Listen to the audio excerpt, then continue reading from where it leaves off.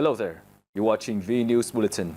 I'm Bungo presenting you today top stories as usual. Party chief asks, Zarlai to remove obstacles for stronger development. Prime Minister receives victorious national football team. And later on, Dong Thap's paper flower village gears up for Lunar New Year 2025. Party General Secretary To Lam paid a working visit to Zarlai on January 6th.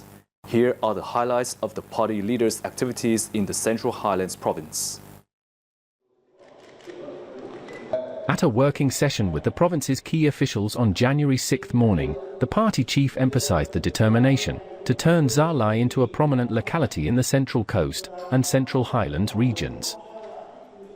Despite challenges, Zarlai holds significant potential for developing large-scale agriculture, processing industry, he stressed, adding that the province's abundant tourism resources and a well-connected transport network serve as a foundation for it to attract investment, foster trade connection and develop renewable energy. Zarlai must strongly promote the private economy to rapidly increase its contribution to the provincial GRDP, expand effective collective economic models, better the operational efficiency and competitiveness of state-owned enterprises, create favorable conditions, and remove bottlenecks for private enterprises to develop, he stressed. On this occasion, the party chief presented a healthcare station worth nearly $197,000 to Glar commune in Dak Dwar district, which is expected to help improve the quality of healthcare for local people. On the same day, Party General Secretary To Lam visited the Army Corps 34 and Brigade 15 of the Vietnam People's Army. He emphasized that it is necessary to stick to the party and state's orientations, policy and laws regarding military and defense, with a focus on the resolution of the 8th session of the 13th Party Central Committee on the strategy to protect the fatherland in the new context. On this occasion, he presented gifts to officers and soldiers of Corps 34 and Brigade 15, as well as 100 gift sets to policy beneficiary families and local community leaders. On January 6th in Hanoi, Prime Minister Phạm Minh Chính attended the conference reviewing the diplomatic sector's performance in 2024 and outlining key orientation and tasks for 2025. Last year, despite challenges, Vietnam achieved significant successes across all sectors, surpassing all 15 set targets. Notably, Vietnam has become a bright spot in growth in both the region and the world, as it achieved a growth rate of over 7%. The diplomatic sector has played a crucial role in these achievements, helping maintain a peaceful and stable environment for development. Addressing the event, Prime Minister Chin stressed that all external affairs and diplomatic activities must serve the country's goal of achieving a GDP growth of at least 8% in 2025. Recognizing and praising the efforts and achievements of the diplomatic sector, the government leader urged the entire sector to be more proactive, timely, and effective in understanding global, regional, and local developments, providing the party and state with flexible, appropriate, and effective policy responses. He also emphasized the importance of further strengthening the sector's role in effectively implementing commitments and agreements with partners, turning them into assets for the country's development. Prime Minister Phạm Minh Chính received UN Under-Secretary General for Digital and Emerging Technologies, Amandeep Sai Gill, who is also UN Secretary General Antonio Guterres' envoy on technology in Hanoi on January 6th. Welcoming the UN official, Prime Minister Chin shared that Vietnam has approved and implemented several programs and strategies in the sector. They included the National Digital Transformation Program to 2025, with a vision to 2030, and the National Strategy on Research, Development and Application of Artificial Intelligence by 2030. Most recently, on December 22, 2024, the Politburo issued a resolution on breakthroughs in science, technology, innovation and digital transformation.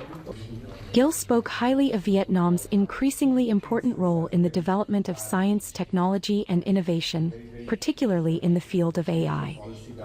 As the UN is making efforts to promote cooperation and enhance solidarity in the development of technology, it hopes that Vietnamese tech companies not only engage in and contribute to the domestic socioeconomic development, but also help address global issues, especially in developing countries, he noted. Prime Minister Phạm Minh Chính hosted a reception for the Vietnamese men's national football team shortly after their return from Thailand with the ASEAN Cup 2024 trophy. At the ASEAN Cup 2024, Vietnam played a total of 8 matches, winning 7 and drawing 1. Notably, in the final match, head coach Kim Sang-sik and his team won both the first and second legs against the Thai team, to have a total score of 5-3 and win the championship. This is also the third time the Vietnamese team has won this football tournament. On behalf of the party and state leaders, Prime Minister Chin awarded the first-class labor medal to the national men's football team and awarded the third-class labor medal to 6 individuals. The Prime Minister also decided to award certificates of merit to 29 individuals of the national men's football team. Prime Minister Chin emphasized that the team's achievement has delighted Vietnamese fans, creating great motivation and inspiration for the entire nation.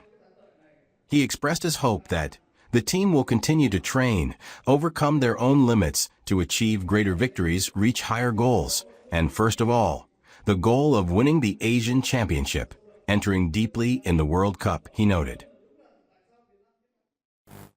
The National Assembly Standing Committee convened its 41st session in the morning of January 6, marking its first meeting of the year.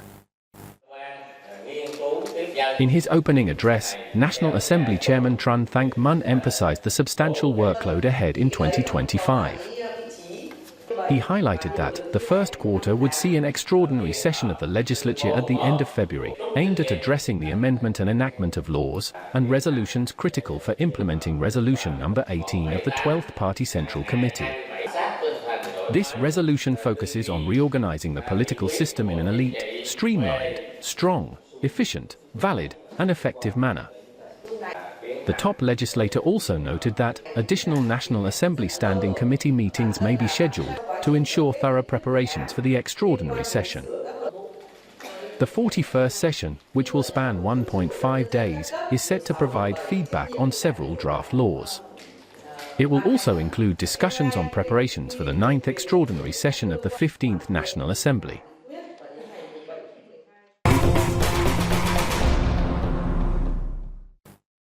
Tân Dương village in Lai Vung district, Đông Tháp province, is renowned for its cultivating bougainvillea, also known as paper flowers. As the 2025 Lunar New Year approaches, local farmers are busy preparing their products to meet the demand of the upcoming Tết market. Tan Duong Flower Village has produced millions of paper flower pots in various types and sizes to meet the demand for the 2025 Lunar New Year. Many farmers in the village have reported a strong start to sales this year, although profits are lower than expected due to relatively modest prices. For this Tet holiday, I have around 1,000 pots ready for sale. Prices vary depending on the size of the plants, with larger ones costing more. We've always sold out every year. This year, the prices of paper flowers aren't as high as in previous years. If I can't sell them all this year, I'll continue caring for the plants until they are sold. In November 2022, the Dong Thap Provincial People's Committee officially recognized Tan Duong as a paper flower craft village. With over 360 households in the commune engaged in growing and trading paper flowers, this recognition has boosted the Tan Duong paper flower brand and increased its popularity. Our goal is to promote the paper flower brand while collaborating with cooperatives to secure a stable market for the flowers. We aim to support households in the craft village by encouraging diversification in the types of flowers they cultivate.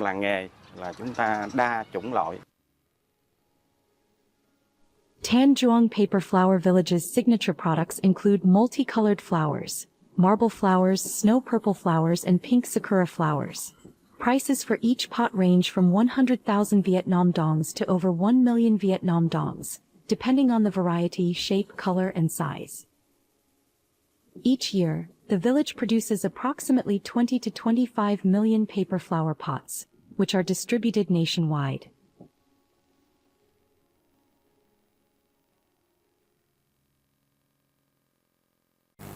The Homeland Spring 2025 themed Vietnam's Heart began in Osaka, Japan on January 4th. The event aims to deepen love for the homeland, celebrate Vietnamese culture, strengthen Vietnam-Japan friendship, and boost economic and trade cooperation between the two countries. In addition to recreating the festive atmosphere of Vietnam's traditional Tet, the event featured numerous special activities. These included performances and fashion shows on the main stage, a singing contest, and traditional Vietnamese folk games. According to organizers, the festival provided a meaningful opportunity for the Vietnamese community in Osaka and Japan to come together, interact, and foster solidarity and mutual support. I believe that Vietnamese people in Japan have every opportunity to succeed if they make an effort, as Japan is a place where hard work allows individuals to continuously advance. The Osaka prefectural government will support Vietnamese residents in Japan to realize their dreams. This is my first time attending the Vietnam Festival, and I really enjoyed pho. Besides pho, I also like banh mi, fresh spring rolls, and whey beef noodle soup. To further promote Vietnamese culture and potential, the organizers hosted exhibitions and fairs, such as the Vietnamese traditional costumes and Owl's Eye exhibition and a calligraphy space showcasing Vietnamese, Chinese, and Japanese scripts. A Vietnamese cuisine space was also organized along with a trade fair, introducing regional products and Vietnam's tourism potential. And that's the end of our bulletin. Thank you for being with us. We hope to see you again soon.